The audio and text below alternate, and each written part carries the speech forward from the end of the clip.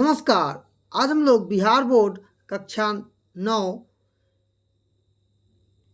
कहानी का प्लॉट पहला चैप्टर है उसका प्रश्न उत्तर करेंगे, जिसके लेखक हैं शिवपूजन सहाय। तो चलिए प्रश्न उत्तर की श्रृंखला को प्रारंभ करते हैं। लेखक ने ऐसा क्यों कहा कि कहानी लिखने की योग्य प्रतिभा मुझ में नहीं है, जबकि यह कहानी श्रेष्ठ कहानियों में से एक है। तो लिखेंगे प्रस्तुत पाठ हमारे हिंदी पाठ्य पुस्तक गोधली भाग 1 से लिया गया है। पाठ का नाम कहानी का प्लॉट और लेखक का नाम शिवपूजन सहाय। लेखक को अपनी बड़ाई, एक यहाँ पर आता है, बड़े बड़ाई न करे बड़े न बोलस बोला रहीमन हीरा कब कहे लाख टका मेरो मोल। लेखक यही बात कहना चाह रहा है कि लेखक को अपनी बड़ाई खुद से करने में विश्वास नहीं है, क्योंकि लेखक को कला का मर्म होना चाहिए। मतलब वह अपने लेखन से बता दे कि वह कितना बड़ा लेखक है। और यह लेखक कलाविद भी अपने को नहीं मानता है, वह तो एक साधारण सी रचना करना जानता है। जिस तरह से एक कुम्हार एक आकृति बनाता है, लेकिन वह नहीं जानता है कि कितना खूबसूरत होगा। उसी तरह से शिवपूजन सहाय यहाँ पर कहना चाहते हैं।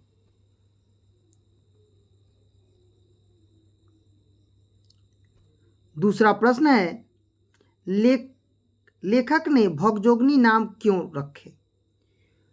उत्तर लिखेंगे, यह कहानी ग्रामीण परिवेश में है और जानते भी है गांव देहात का है। तो गांव देहात में भगजोगनी जब बारिश होती है तो वह निकलती है, इसीलिए और गांव का ही चित्रण किया है। और उसने लेखक को देहाती नाम ही अच्छा लगा, इसलिए इस पूरे जो कहानी है भगजोगनी पर ही केंद्रित है।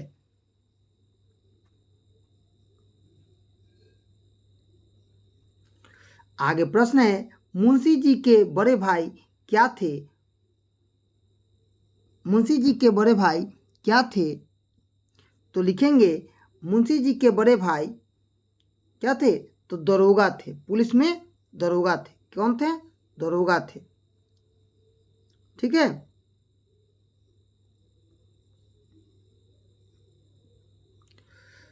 चौथा प्रश्न है, दरोगा जी की तरक्की क्यों रुकने की वजह थी। तो लिखेंगे दरोगा जी की एक घोड़ी थी जो बहुत ही कीमती थी, मगर वह तुर्की घोड़ी थी और कान काटने वाली थी। एक तुर्की घोड़े के प्रेम के चलते दरोगा जी की जो पदोन्नति थी वो नहीं हो पाई। उसको देखने के लिए बड़े बड़े अंग्रेज अफसर दांत गड़ाए थे, लेकिन दरोगा जी ने किसी को नहीं दिया, इसीलिए इनकी तरक्की रुक गई। और वह जो घोड़ी थी वह बहुत ही सुंदर थी, इस कारण से ही दरोगा जी की जो तरक्की थी वो रुक गई थी। ठीक है। अगला प्रश्न है, मुंशी जी के बड़े भाई से कैसे उड़ीन हुए। तो लिखेंगे एक गोरे अफसर के हाथ खासी रकम में घोड़ी को बेचकर मुंशी जी ने अपने बड़े भाई के ऋण को चुकाया और उनसे उनका श्राद्ध भी किया। आगे प्रश्न है, थानेदार की कमाई और फूस का तापना दोनों बराबर है, लेखक ने ऐसा क्यों कहा। तो दरोगा जी के रहते वह बहुत ही मौज मस्ती किए और उनके मरने के बाद सारी बातें गायब हो गई। इसी के संदर्भ में यह बात कहा गया है कि फूस का तापना और एक समान होता है।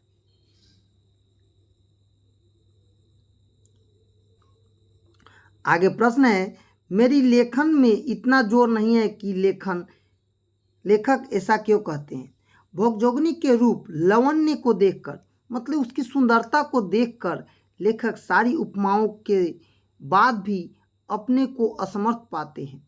इतनी सुंदर भगजोगनी है, इतनी सुंदर है कि वो कोई भी उपमा या कोई भी शब्द उसके लिए नहीं कह सकते हैं।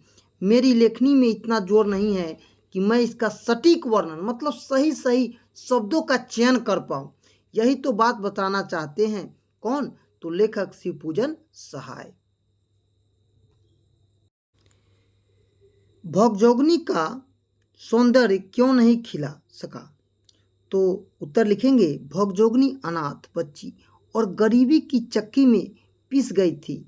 उसे और बातों के अलावा 2 जून खाना भी नसीब नहीं हो रहा था, फिर उसकी सौंदर्यता कैसे खिलती?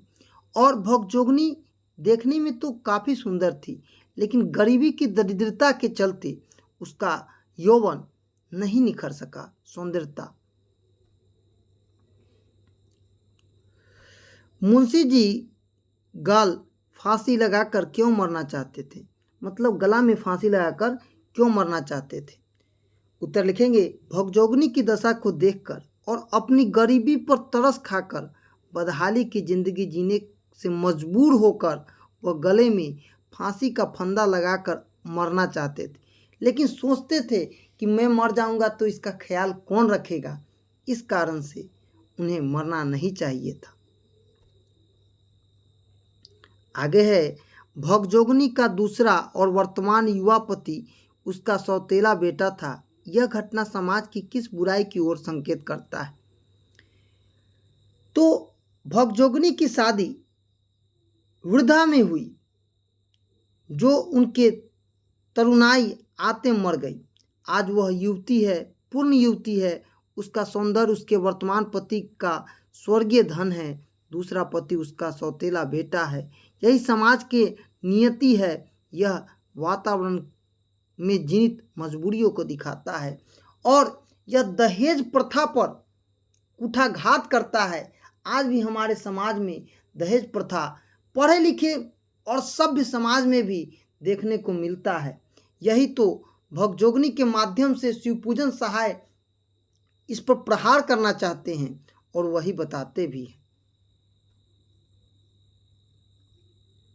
आगे है, जो जीव एक बटेर का सोबरा सोखती थी, वह सरसा सहरसा मटर का सत्तू सरपेटने लगी।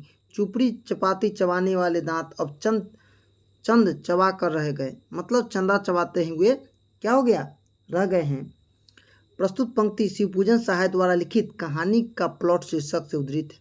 इसमें लेखक ने बड़े ही सहज ढंग से अमीर और गरीब में आने वाले बदलाव को बड़ा ही मार्मिक ढंग से प्रस्तुतिकरण किया है। लेखक को मुंशी जी ने जब रो रो कर अपना दुखड़ा सुनाया तो उनका बड़ा ही रोचक वर्णन लेखक ने किया। मुंशी जी कहते हैं, क्या कहूँ बीते दिनों की, जब याद करता हूँ तो गस्त मतलब आप लोग देखते हुएगा, गस्त खाकर गिरना, बेहोश हो जाता है। दरोगा जी के जीते जी ऐश मौज का बखान मुंशी जी करते हैं और दरोगा जी की मृत्यु के बाद आई गरीबी का इजहार भी करते हैं। उसका लेखक ने बड़े ही रोचक और सत्यता के साथ उजागर किया। लोग अमीरी में कुछ नहीं सोचते हैं, अनाप शनाप फिजूल खर्चे की आदत बनी रहती है। वहीं जब गरीबी आती है तो याद किस तरह सताती है। इस दर्दनाक दशा को लेखक ने ग्रामीण परिवेश में बड़े ही रोचक ढंग से प्रस्तुत किया है। आगे है, सचमुच अमीरी की कब्र पर पनपी हुई गरीबी बड़ी जहरीली होती है। लिखेंगे, प्रस्तुत पाठ शिवपूजन सहाय द्वारा लिखित कहानी के प्लॉट से उद्धृत है।